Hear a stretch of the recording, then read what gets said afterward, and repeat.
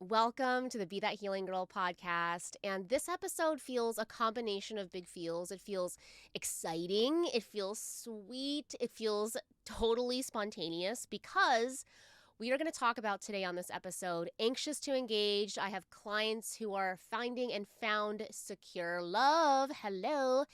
And it's all these feels because obviously somebody getting engaged is really exciting. It's really sweet for me to see clients fulfill this desire. That is why they come to me. And it also feels really spontaneous because I am getting ready to go to my own retreat with Craig tomorrow, which might sound confusing because I'm hosting a retreat here. But I practice what I preach. I'm literally driving 8 hours to Sacramento from San Diego to go for a one-day retreat with my community. So I am getting my things packed and kind of getting things arranged for this quick trip. So this episode feels really spontaneous, but I got this news, and in the last 60 days, I've had two, not just one, but two clients tell me, number one of them got engaged, and the other one is, casually looking at rings and talking about and checking out rings with her boyfriend, which is super exciting. And I wanted to do a quick little drop in around this topic and give you the deets. And if you're new here, my name is Claire. I help high achieving, high performing, a little perfectionist, we like to think about it and go into our head and figure things out type of girlies who are climbing the corporate ladder. I was just talking to a client of mine today.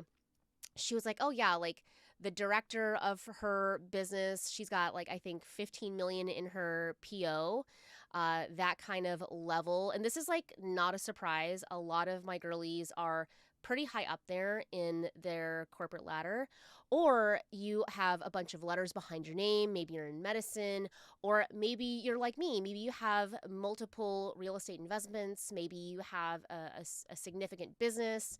And while you are really good in those areas, you are secretly struggling with your anxiety in your relationship, with the overthinking, the over-functioning, over-analyzing, the needing the constant reassurance, but you're going to play like you don't need it. If that is you, then you are in good company. And I really want this episode to be a bit of inspiration around what this can look like and how you can actually change this ship around. So if you're enjoying this episode or any other episode, hitting the 5 stars means so much. Seriously, thank you for doing that. It takes 2 seconds. And yeah, our goal is 400 reviews. Let's do it together. Thank you for doing that. So I was so just beyond myself when I got this news from my client. And there's two clients in particular that I want to talk about. And I also just want to share something that I was, even as I was getting this episode prepared, that I was noticing inside myself. So we have pressure because tomorrow we are going, I'm kind of like quote unquote losing a work day, and we're going to travel all day to go to an all day retreat, come back Sunday. And not only that, but I'm feeling a lot of pressure in my marriage on top of that because we have a big moving transition coming up. We are sadly saying goodbye to our sweet Penelope, our tiny home, which we've been traveling in the nomad lifestyle for over 3 years at this point. I cannot believe I'm saying that, but it feels like yesterday. And we're saying goodbye to this type of lifestyle.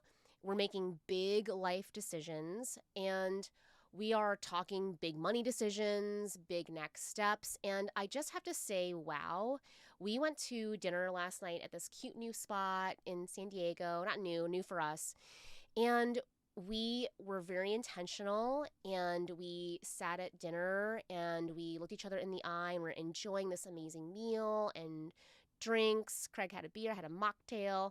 And what was so incredible to me is that it's really been a 180. I'm not kidding. And when I say 180, we would have a really hard time. In fact, we just wouldn't have these conversations at all initially when we started dating. We would ignore big conversations. Like, I'm thinking even about us moving in together. That felt just like such shaky ground.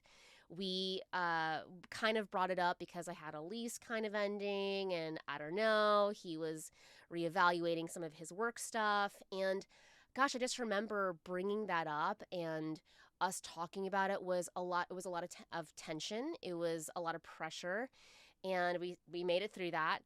And to other big things, talking about money. That was like, we did not talk about money. That is a huge learning lesson that we had to learn together and navigate in our marriage. And these big topics that had a lot of pressure on it, we are talking about these big life changes, moving, new next life steps. Like, do we live closer to my mom? Like, all these big things. And it's such a total 180 that we're not only having these conversations, okay? Like, I'm telling you, we did not talk about them. And if we did, it was a big deal. I guarantee there's going to be some kind of blowout. It's going to trigger the anxious avoidance cycle. Big deal. So not only are we actually having the conversation, but we're having the conversation well. Nobody's getting angry. Nobody's getting upset. Everybody's regulated and connected and on each other's team. I just like got to flex that a little bit. And so I'm bringing this part into it. Number one, I'm all for you knowing that you're not alone, that I have definitely had avoided conversations in the past, would have hard conversations and they would blow up in my face. And this is just something to let you know and to show you that you can actually heal these triggers, have better communication, express your needs, and be fully met. And I'm sharing that because pressure used to be a kind of a big deal for Craig and I. And when I look at these clients who are going from anxious to literally engaged or looking at rings, this is a common denominator. So I want to kind of bring these gals up. I'm not going to say their names, just I haven't asked their permission yet to talk about them. But I want to talk about the first one. And I was literally looking at our history. And so this is an alumni. She took a break, and which is totally great because she has what she wants now. But one thing that I do and I believe highly when I work with one-on-one clients is coming up with, I would call them KPIs, if you will. You can take the girl out of a business setting, corporate setting, but you can't take her out of it. So one thing that I do, because these metrics can feel really esoteric in relationship, because initially as I was developing this onboarding process for my clients, it would feel like they would make progress, but it felt very like fluff. Meaning they're like, oh, I haven't changed that much. And I started thinking to myself as I was helping more and more clients, gosh, I really need to come up with some kind of performance indicator that they complete so that when we review, when we audit their performance, it is obvious. It is so painfully obvious that they are actually changing and how they feel is different. So I was looking back at some of, we'll call her T's initial assessments of herself. And so I just want to read a couple of these things. When I asked her, like, what's your internal dialogue? What do you think and what are you scared of? And she said, I have fears from what I've seen in my parents' relationship, and have put up hyper independent boundaries and struggle with going back and forth between wanting to be open and my best self and see if that fits with the other person while simultaneously wanting to protect myself, leading me constantly feeling like I'm doing something wrong. She also had mentioned that, she spent 2 full years healing, much of which I was single for and feel so much better and so ready for love. But I know that I benefit from an external coach as I tend to overthink, put up barriers, and get in my own way. I feel like I've grown substantially in other areas of my life, and my friendships and my family are so fulfilling, but I want a relationship. Oh my gosh, I could cry reading this. I've watched many of your videos, love you, and feel that the perfectionistic mindset and overthinking mindset are huge issues for me, and I have never seen someone with so much content that resonates so well for me and makes me take a step back and definitely wanting to work together. So that was her initial kind of piece. Also, I just go with the flow. I just read things out loud. I should probably read them a little bit ahead of time. But that was her initial kind of intake. The other piece that I think is important to share is my likelihood to jump to negative conclusions and the amount of anxiety I have around dating is extremely high. So that's where we started. And I also, as we go through this, I do like an end of session, end of kind of completion process. And one of the things she said in her completion, P.S., when it came to her communication, her mindset, her self-trust, her confidence, her initial intake were ones. And I'm looking at this right now. It's all 999. Like she literally 900% changed. She went from a 1 to a 9 out of a scale of 1 to 10 in her perception around her confidence, her mindset, her self-trust. Like all these just incredible. So the big piece that she shares here that I found that would be really super sweet to share is the biggest thing that I've noticed is that I am sincere in my belief that I am deserving of love. Oh my gosh, okay. It's okay to have these emotions. I'm just so proud of her. That I trust the universe and how things work out, and that I have an extremely healthy relationship and have healed my anxious attachment. I never imagined I could be in a relationship this incredible and be loved and get to love a guy this incredible. I will never go back to believing that I'm not worthy of it. I could just seriously sob. And not only that, but she has moved to a different country with him. Like getting her prepared for all of that was so incredible. And now she's engaged. So that's just one example. And who knows, maybe she'll come on this podcast and I can do a little interview with her. I want to talk about the second gal who's still a client of mine. And she sent me a message the other day. Maybe I'll pop it up here somewhere or in my stories. But she went casually from feeling super anxious in her relationship. Again, high achiever. She's on a director level, working for a big corporation. It's a sports team. And one of the things she came to me with, in fact, I remember this so well because she was coming to Denver and I happened to be in Denver at the time and we were not working together yet, but we were trying to figure out a time where we could meet and hang. And she got in a big fight with him. They went on a little vacation / I think she was there for a wedding.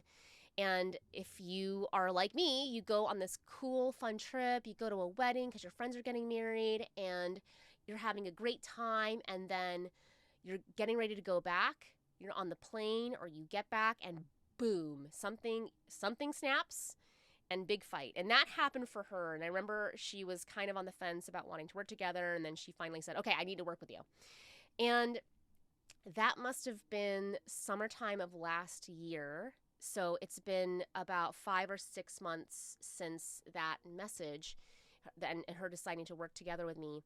To literally last week, she is saying, oh, we are casually looking at rings, and I had no hesitation, and it wasn't this weird thing. It wasn't this pressure, and they were kind of joking around, and he was saying, she showed him a ring, and he was like, oh, that's not big enough. How about these? And kind of went around this fun banter. And again, I'm just sharing these pieces because I want to just, as I was thinking about what I wanted to share around it, there is one thing in common with these two gals that is super important for you to know. If you are with a good person and you are clear that obviously you have some differences, you're anxious, he's avoidant, or you have this kind of dynamic. And yes, you might have your differences, but in your heart, you know this might be your person or this is your person. Now, disclaimer, okay? What I'm also not here for, I am not the coach. I am not the coach that's like, I can get you to marry that man. Like, even saying that is like so gross and so hard for me because just like, ugh, heebie-jeebies. But what I want to say is that first of all, I'm not that coach, right? I am not here to help you get that man, get that ring.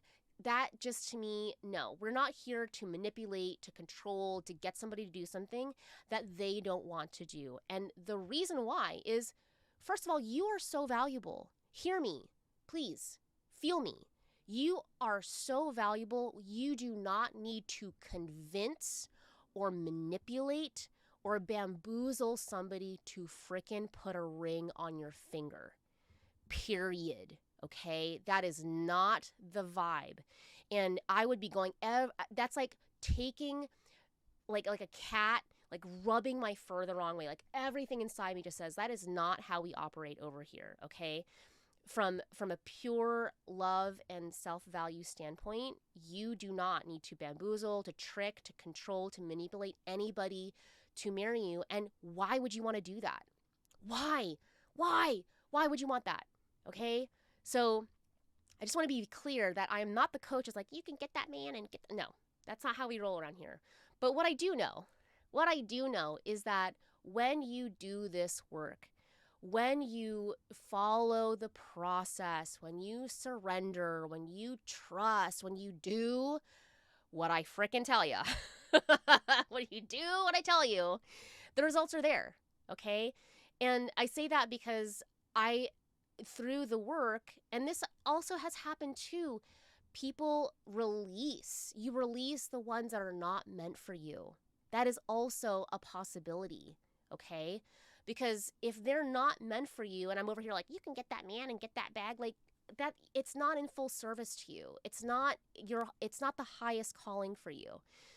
So let's just say that this is a great person. It is, you both are aligned. I don't like to say the right person. I want to say aligned. P.S. I have met many men in my life who were amazing, secure, awesome. And guess who messed it up? Right over here. I did. I messed it up. Not proud of it. And I say this because you may not be with the right person. That's just the wrong. That is not the ideal way to describe this. I want to say aligned. Okay, I've been misaligned with great guys. Okay, it was a misalignment at the time, and that because right and wrong thinking is binary thinking. That's black and white thinking. That's absolute thinking. Okay, I just want to stay away from that and try to remove that from our consciousness as much as possible. So I like to say aligned. Okay, if that person and you are aligned and you're going in the same direction, the trajectory is the same. Yeah, we have our differences, but you're willing to work through them and past them and deepen into them, then this is one of the outcomes that can happen. You can get a ring. You can get married. You can be talking about that.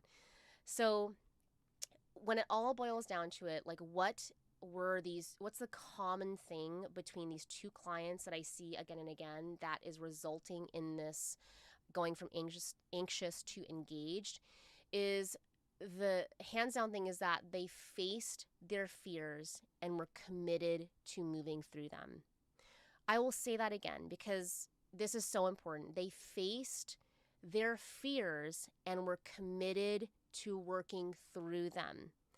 And when I look at these clients, when I look at any of my one-on-one clients who have me in their corner by their side, look, I'm going to flex this. My process works. I know it does. I've got client testimonials galore. Go check them out in my stories. And then it's really not you are the variable. The process works. You're the variable. And so when I look at the quality of the person and who they have to be, it's a few things. They have to be willing to face it. They have to be committed. They had zero excuses. They did not play the blame game. They were so willing to be radically honest, because if you are not really facing your fear, you're going to just kind of like, oh, I don't know, not like look the mirror in the eye. They both had this ability, and the clients that have success and they heal their anxious attachment, they're radically honest with themselves. They don't lie to themselves. They're just straight up with themselves. And they make decisions, right? They make decisions, they're clear in their commitment, and they follow through for themselves, okay? For themselves. And when I say that, this is a common thing because a lot of times, hands down, the women that come into my circle, that work with me one-on-one, they are good at getting things done for other people. That's easy. They can get things done for other people, no problem. Okay, they can deliver on the project, they can meet the KPI, they can close the deal, they can do the things, they can be a great partner, they can show up for their friends, throw the party, they're there for the holiday, for their family, all these things. But the difference is how they show up for them. And when I look at my clients, showing up for them is not these big, grandiose gestures going across. No, this is the daily freaking grind of healing and showing up for themselves, making themselves a priority. And I can tell, what I can tell within a first couple minutes of talking to somebody that is curious about this path and actually healing, I can really tell and get a feel and hear from what somebody says, are they actually committed? Because you are doing the work. Then nobody, this has been said on the internet, but nobody's coming to save you. Nobody is coming to save you.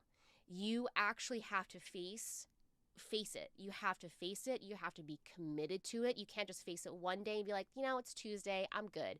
That's not how it works. That's not how healing works.